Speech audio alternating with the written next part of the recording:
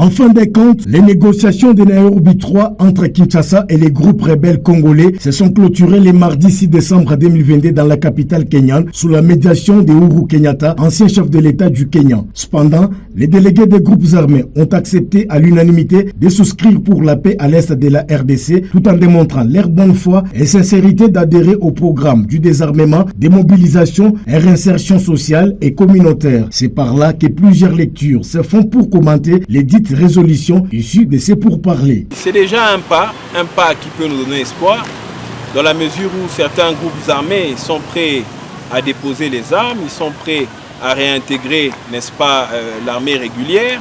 C'est une bonne chose, mais lorsque l'on évoque le cas du 1-23, nous avons l'impression qu'il y a quand même un échec. Un échec de la part des responsables politiques de notre pays, puisqu'ils ont été incapables d'imposer la force de frappe qui est nécessaire à un abandon des hostilités des terroristes.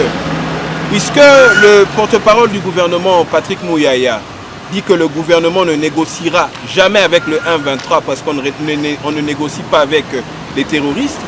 Mais ici, nous apprenons à Nairobi que le 1-23 exige de dialoguer avec le gouvernement. Et donc, puisque le 1-23 semble malmener la force militaire régulière, aujourd'hui, les 1-23, à la différence de 2013 où ils étaient coincés, ce sont eux qui font les surenchères. Et nous avons l'impression que l'État se trouve dans une posture de faiblesse. Et l'État est incapable d'imposer sa volonté. L'État est incapable d'imposer sa puissance sur le territoire national. Je pense que sur ce plan, c'est un échec. On ne peut pas être satisfait ou parler d'une diplomatie agissante.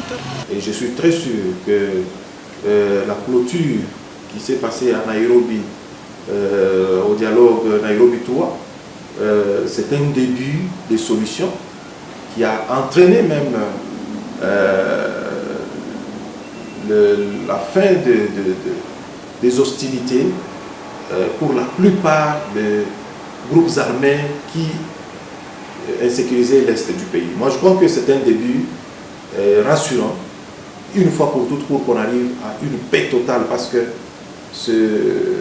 cette partie du territoire national a souffert pendant longtemps et a perdu beaucoup de vies humaines.